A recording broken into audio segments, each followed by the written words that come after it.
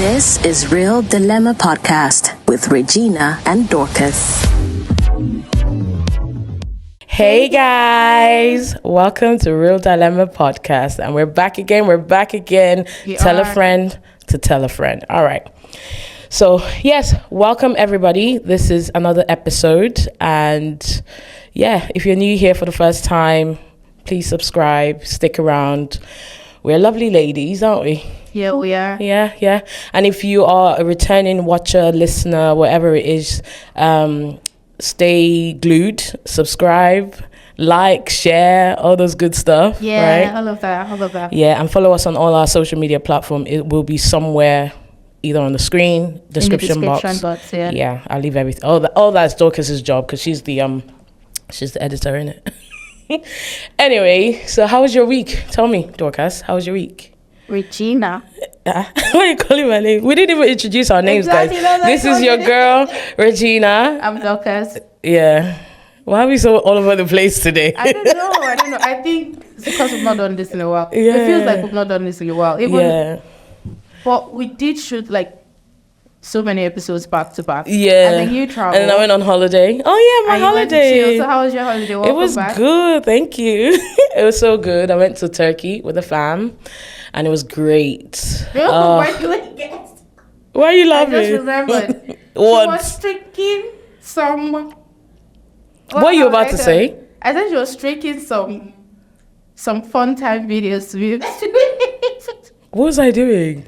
You don't remember? I probably don't, because, guys, by the way, it was all inclusive. And when that's the all inclusive, everything inclusive, drinks. Oh really? So I don't know. I probably have been sending you videos without knowing what I was saying. You were turned. No, but I liked it for you. I was like, oh my gosh. Was I really? Yes. Jeez, I need to go back on my Snapchat and see what I was saying to people. It was nice. But yeah, it was a good holiday. It was nice to get away with the family, the kids. How long was it though? We went for a week, 7 days. We went to Turkey, Antalya, and that was amazing. We did all inclusive, and trust me, I'm never going back to like regular holidays. I mean, if I'm going with my husband or friends and stuff, I don't mind. But with kids, all inclusive every time, because there was just no need to leave the hotel. There was no need, because they had everything. It was like a water park. It was fun. Yeah. So what about you? What was your week like? What's on your mind? Tell me. I'm trying to think about what I did, but I really didn't do anything. Really? Yeah, apart from editing and going to work. Okay. Now school runs, because school is back. Oh, yeah, it's bittersweet, because in a way I'm happy, because I'm like, get them out. I don't know. But then the waking up on I forgot how tiring school runs could be, actually. I actually like that part. Really? I think the part I don't like is just them being away from me. Oh, like, you're such a cute mom. No, it's not. Not like I like them in my space all the time. But I like the school runs, because the school is also far the walk to school, and I feel like that's the only time I get to stay active. I put on so much weight because they were here, and every time they're hungry as they're eating, I'm eating. So yeah. Don't talk about weight, please. So now that I have to walk to school, it's good for me. That's good for me. I like that. That's good. So so I think that's good. School's back. Yep, school's back. Reality, we're back to reality. So summer's over officially. Is it officially over? No, I think it's those. I don't know. I think it is. But then sometimes we get like a hot September, so we never know. Yeah, because it's been a hot past couple of days. Yeah, we might get like a hot September this year. Hopefully, because we didn't even have much of a summer this year.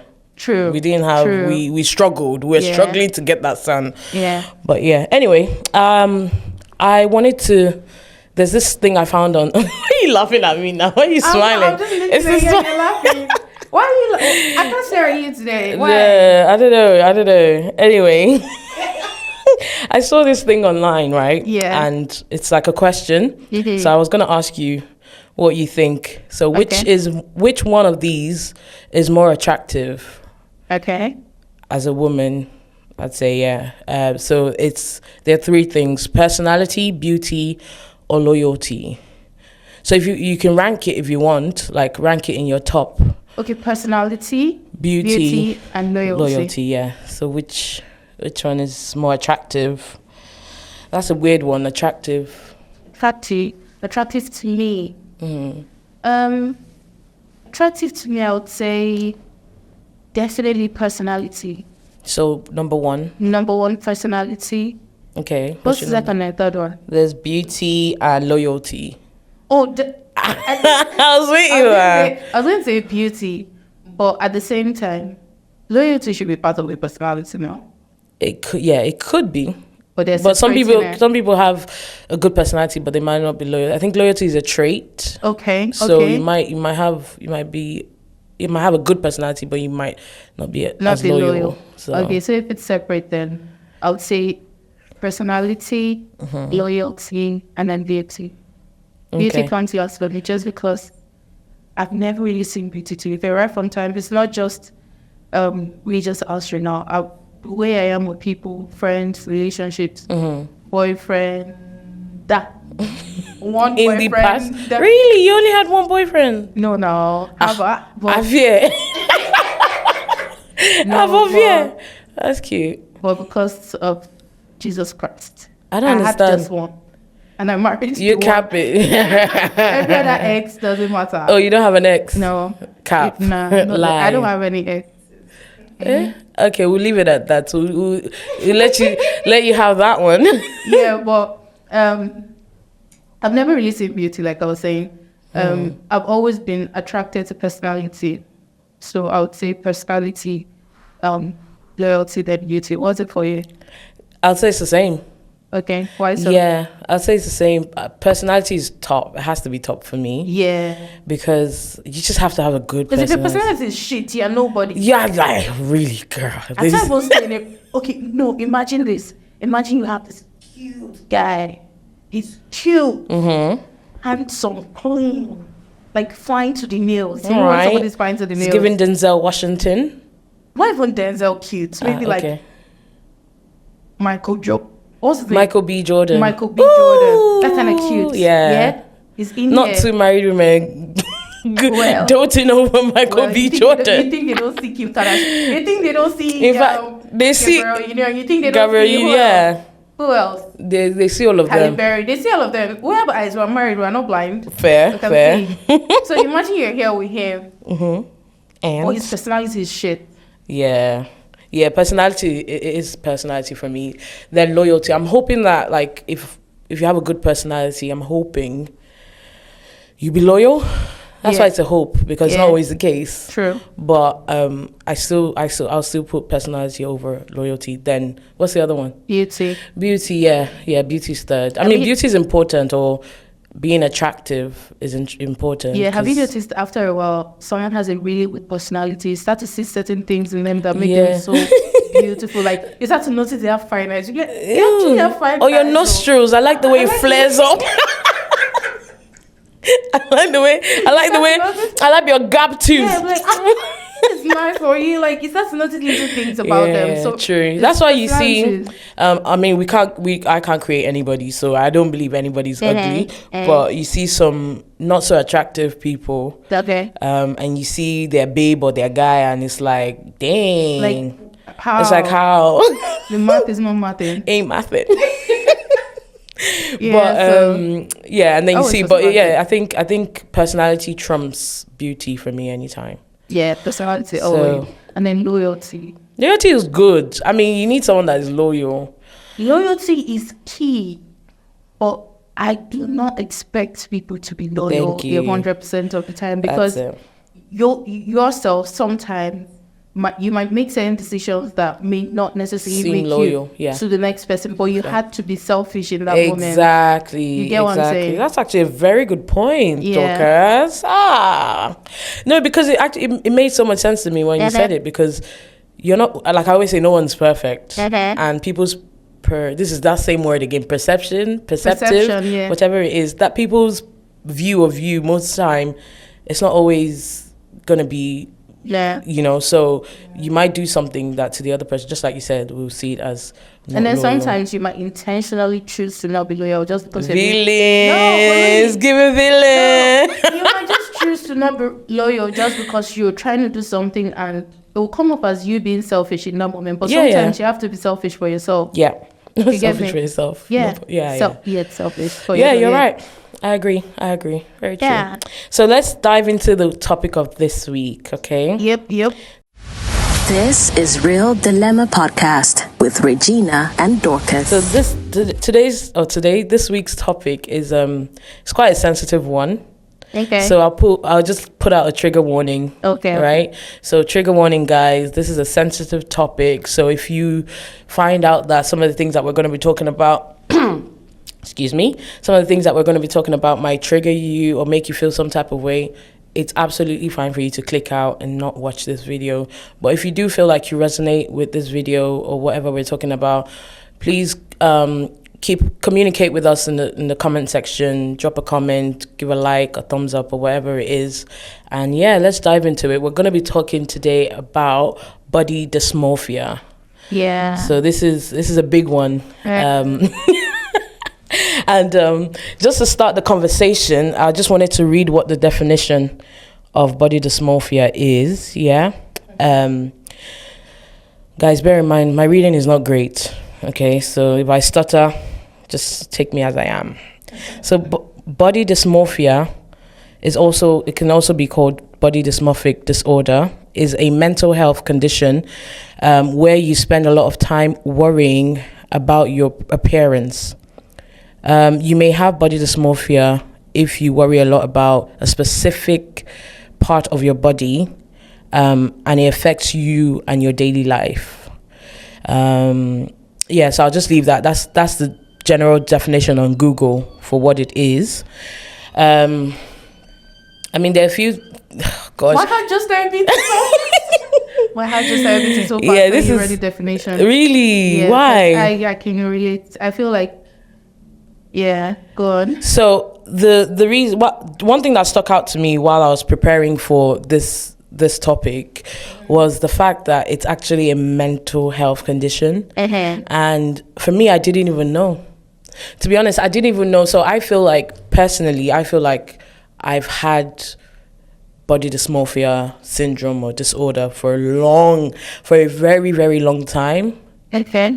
But I never knew it was what it was, or it is what it is. God, it was good.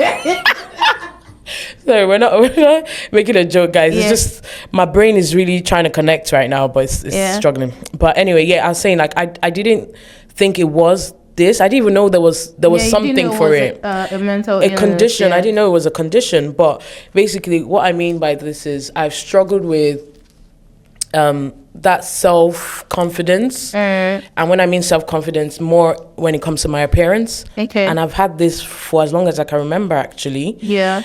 And like I said, what stuck out to me is the fact that it's actually a mental health condition. Knowing now, I'm like, makes sense. Mm-hmm. Makes so much sense. I think it's very common in women, girls, young girls. Yeah, I think it is very common. Yeah, one of the things I read was that it's common mostly with teenagers and young adults. Yes. And it can affect both men and women. Obviously, lately, we're seeing so many things about men as well. Mothers, yes, especially during your birthing era or your birthing stages. Yeah. So for me, I've just dealt with body dysmorphia. Like, it's been really bad.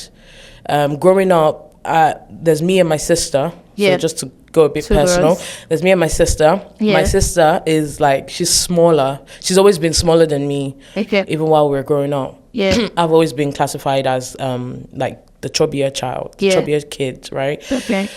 So it's like I've had this constant battle of, comparison. When you see someone like your sister and you see other people, even friends, and they're smaller and they're skinnier, and for me it's been a thing of, ooh, I want to be this way, yeah. But what do you think that came from? Do you think you just came up with it in your head, or people's voices, or people said something that made you start thinking about it?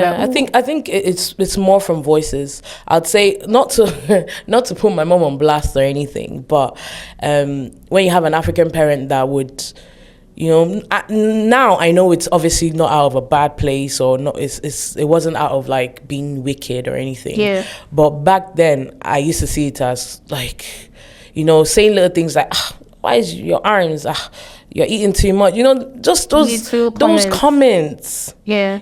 Start to germinating your brain. Yeah, it's like a seed that you're planting, right? Yeah. And then we're obviously seeing the society and the idea of what a girl or woman's body should look like. You know what the mainstream and media. it's so messed up. Mainstream is so messed up because, man, in hindsight, when you look back, you like.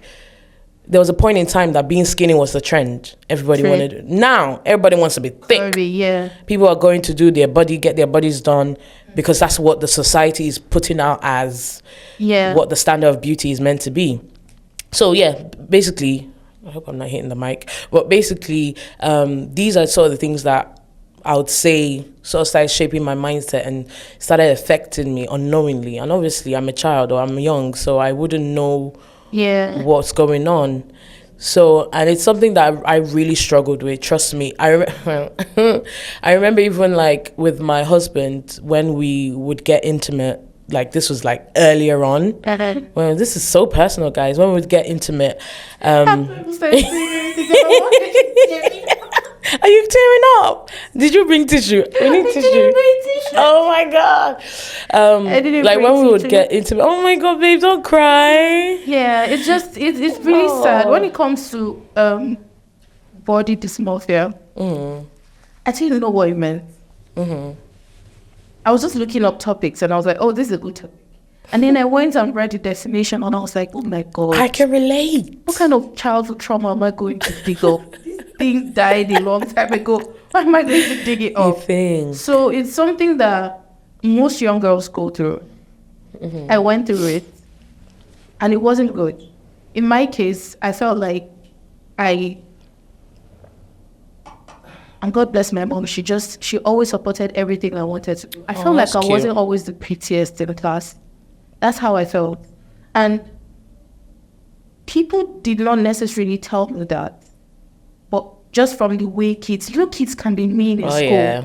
Just from the way kids moved in class, like boys moved in class. There were like maybe like top 3 fine girls in class that all the boys were trying to get and stuff. So I wasn't one of those top 3 girls. Yeah.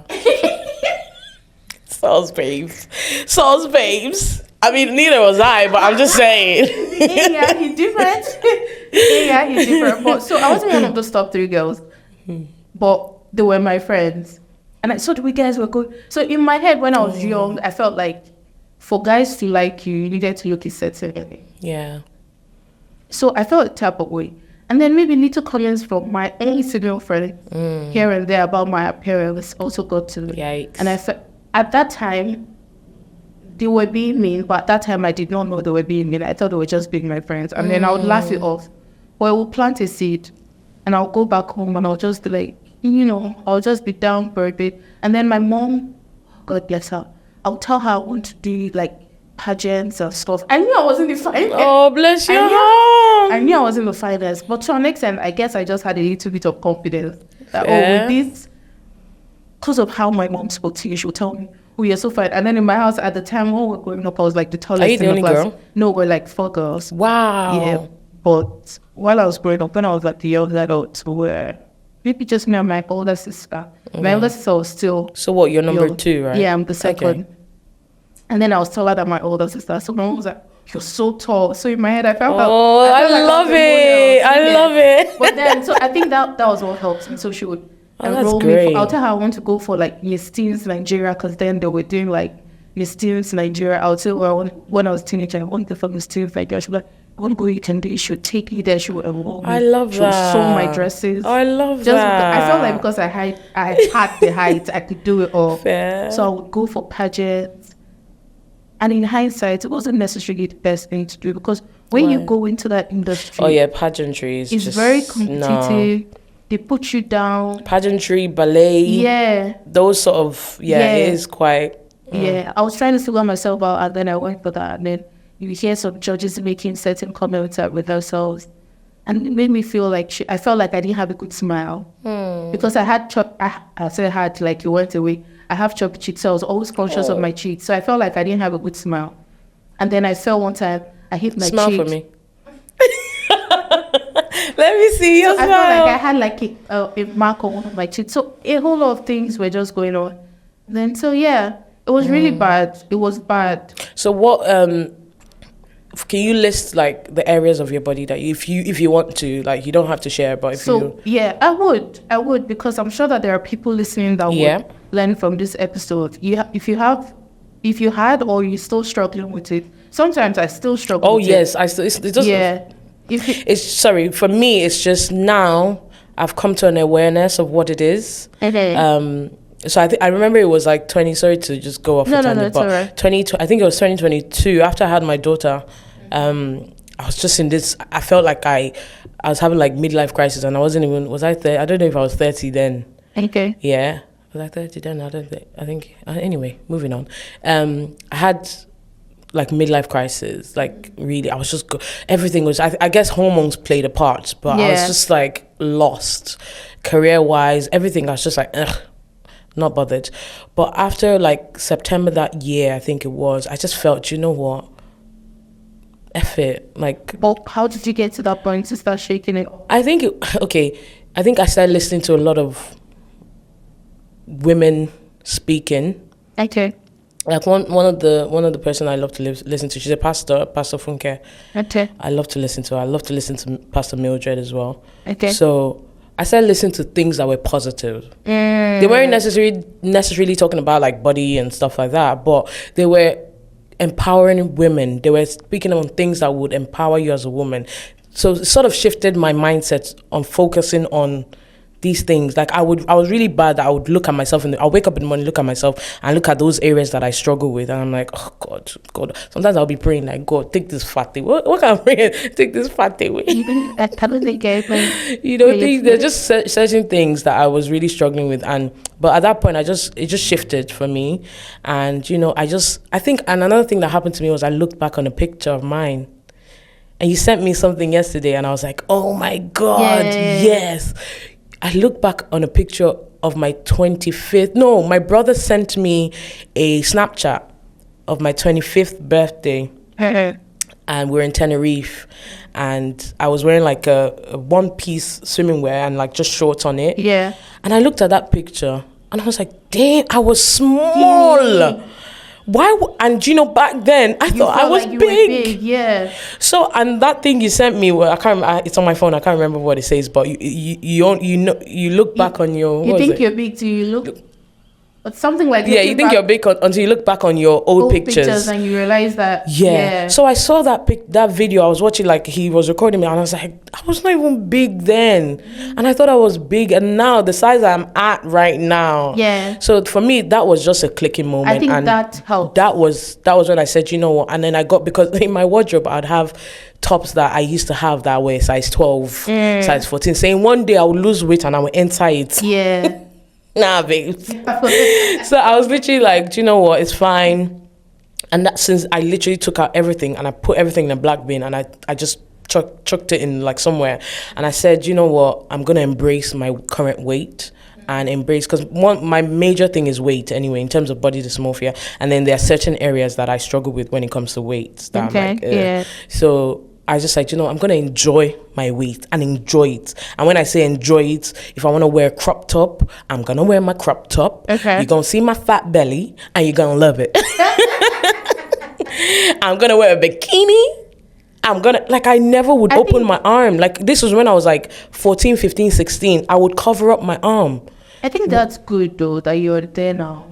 I don't know if I'm there. Really? I really don't know. Sometimes people see you and say, oh, you look at you. You remember, girl, don't let me expose you on this podcast. Let me not expose you when we met. What was it? Yeah. Should I expose you? What you were doing? No, but really. Guys, let me expose Dorcas. Dorcas. I'm going to expose Dorcas. Dorcas said, we met early this week. Yeah. And Dorcas was like, Dorcas looked like she was shaking. Why are you shaking? I was hungry. Dorcas is shaking. Why are you shaking? Girl said, she's on a diet. Please, who sent my sister to go on a diet like this? Geez, my girl was hungry, but because she's on a diet, and I remember saying to you, like, you're not even big. Yeah. So that's the thing. But that's what it is. Dysmorphia is not necessarily about how people see you. Yes. This is how you see yourself in the mirror. This is how you feel about yourself. So that's why when people say you're not big, you're like, That's not the point. Funny enough, I've always also struggled with each other. I swear, especially, I don't know, it sounds funny, but that's how I felt. I always felt like I was chubby, or like I needed to watch my weight all the time so I do not get really chubby. Yeah. So I've always been very conscious of that. One thing I when I was reading up on it, one thing I saw was that it could be something actually like physically wrong, or it could actually be imagined. And that stuck out. This is so like body. Imagine. I don't know for you, but like it could actually be imagined. So it's just basically showing that regardless of how much people are saying to you, you're not big, you're not this, or your leg is not K, or this or that. I had K leg. That was one of my struggles. One of the things that I obsessed over for years. Now I don't care. I rock my K leg, So like people say you're not this, you're not that. If it's imagined, there's nothing anybody can do about it. There's nothing surgery can even do about it. So which actually now brings me to like the treatments for it, for body dysmorphia. Yeah. So it's a mental health condition. So one of the treatments that I saw that is out there is, the major one actually is just to see a therapist. Yeah. Yeah, so I think seeing a therapist. You need to see a therapist. And guys, don't quote us on this, so we're not experts. Yeah, we're not doctors. We're just giving our experiences on body dysmorphia. We're just telling you how we deal with it, our experiences, and how we're still coping with, we're still going through it. Yeah. We're not doctors. We're not everything with a pinch of salt. Please. Yes, please. And if you truly like want to know more, speak to your GP, speak to your doctor, or research is online. There's so much information out there in regards to this. But the little that I did mention that one of the treatments for it is actually seeing a therapist, and they would obviously speaking to your GP and your doctor first, then they will recommend you to there's no there's also antidepressants as well that you can use. Well, that's it. Antidepressants. I don't know if it's severe, so because we talk about it, but I'm sure ours is not severe. It's because we did not. It's not like we didn't internalize it as much. It's not. And at this point, I don't think it's affecting our day-to-day life. No. Do you think it's affecting your day-to-day life? Not my day-to-day. It does affect sometimes, like when I want to go out and I'm putting on something. Okay. So that's in its sense it's affecting me somehow. Okay. But not to that extent. So that's why it's advisable to speak to your GP. They would assess you on how severe it is. But in the severe case, or maybe not even so severe, but whatever it is always good to speak to, obviously, your GP first. And then they can always, if it's affecting you to the point where you're getting depressed, having anxiety, things like that, then they might, prescribe whatever. But one of the treatments is one of the main ones is speaking to a therapist, and then having a good support system. Like for you, when you mentioned your mom, that is class. That is class, like, for lack of a better word, like that is top notch. Having people that will egg you on regardless. And I would also like to say that I realized that when a man tells you you look good, when a man tells you you look good, you walk out of the room with your shoulders high, like a bad bee. It's different. I don't know for you guys. You guys let me know in the comment section. Yeah. But it does hit different. Yeah. So a part of me feels like maybe my dad, as well as my mom, had been as I didn't even know that's where you were going. I thought you were talking about your man or... No, I was still getting my man. My man. For those of you that are single watching this podcast, I'm sorry. I'm sorry. My man. But I feel like if fathers also could, take out time to tell their girls they're beautiful. You see them looking nice. Oh, you look nice. Your outfit looks nice. Your hair is nice. They have nice lashes. Your nails are lovely. I feel like that's why this generation of fathers, hopefully, I'm hoping they will be, better than our fathers, generation of men in terms of how, like, raising daughters as well as boys, but specifically raising daughters this time around. It's like we need to do a lot more. And that's one thing I give credit to my husband for, actually. He's very it's funny because he would do it to the daughter. I'm speaking to you right now. You do it to your daughter. But when it comes to me, that needs to hear these things. Yeah. It's a struggle. It's like, yeah, you look nice. Yeah. No, I want the whole thing. Yeah. But anyway, that's not what we're talking about.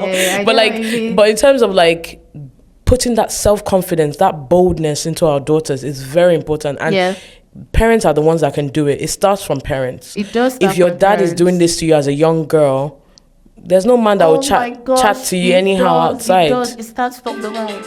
No way. I'll kid you not. Carry on. Is it on silent now? Yeah. No, it's not on silent. The phone, you do. It will ring again. Okay. No, it's on silent now. I would say it does start from the home. It starts from the parents, because it just occurred to me that so many girls have daddy issues because their daddies were not there to tell them, oh, you look nice. So they always look for that validation in other men. So when they're dating and a man says, oh, babe, you look nice. It's a big, He's like, take me, daddy. So, oh, babe, you look amazing today. They're planning their wedding. Yes, I kid you not. Yeah. So that's why I said it hits different. When it comes from a man. So it's very important for fathers out there. That's why we're here. That's why we're doing this podcast, to bring awareness to certain things, certain topics, as best as we can. Like we said, we're not professionals, we're not experts with things like this, but the little we can give is what we're giving. So before we round off, because this topic I feel needs like longer time. It does need. It needs longer time, and we might piggyback on it another time and another episode. We might touch back on it. We might even have a guest. We might probably bring someone on that can talk more about it and share more experiences. But before we go, in regards to this, what advice, I just want us to give an advice to young women, men, because a lot of men do struggle they have insecurities as well. True. And obviously it might not be hyper focused on, but what advice would you give people out there that are struggling with it? For me, I would say every time you look at yourself in the mirror and you see that thing that makes you feel bad about yourself, just always think that the worst. Not necessarily the best advice. Just think about life as there are people going through worse things, and this is what you're dealing with. It could be worse, might not necessarily help all the time, but I think it does help me when I realize it could be worse than this. And I'm like, okay, I'll go on with my little pot belly, stretched tummy and stuff. So I think it could be worse, and also sometimes find a place here. Try to be grateful for what you have. That's very true. If you have a heart of gratitude, sometimes it also helps. And then try to look back at your old pictures. It's a constant reminder. That's a good one. You were of where you were. Exactly. So when you see your old pictures and you see how slim you were or how better you looked, try not to worry about the present. It doesn't really help. I agree. For me, I would 100% everything you've said, spot on. Another thing, the one thing I'll add to it is just to just try and be positive and surround yourself with positivity. If you have anyone in your life that is speaking negative to you and that is probably enhancing this insecurity or thing that you're feeling, try to move from try. I know it's hard because it could be people really close to you. It could be your partner, it could be your parents, it could be your sibling, it could be friends, it could be anybody, but try as much to remove yourself from such environment and just put yourself, what you listen to, what things you watch. It's all because it's mental. It's a mental condition. It's all about everything. It's all about your mental. Thank you. It's all about everything that goes into you. So try as much as possible to surround yourself with positive energy, and also pray. If you're a Christian, pray about it. There's nothing that prayers can't solve, so pray about it. God will give you peace. And if you're not Christian, if you're Muslim, same thing, pray.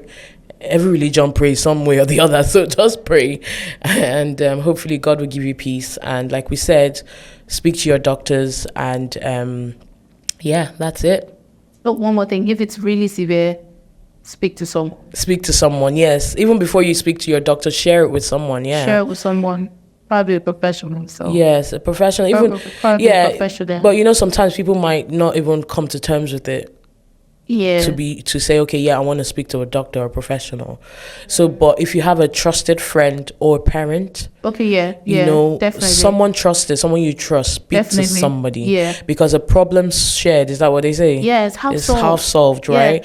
And not to go all spiritual or anything, I believe that one of the devil's tool is like when you are hurting, like if it's a secret or something that you've not spoken out, the devil capitalizes on it a lot and he uses it against Your you. fear, Your yeah. fear is perfect. So once you speak things out, he has no power over you anymore. So Yeah. that's it. That will bring us to We got through it. yeah, that brings us to the end. Cry?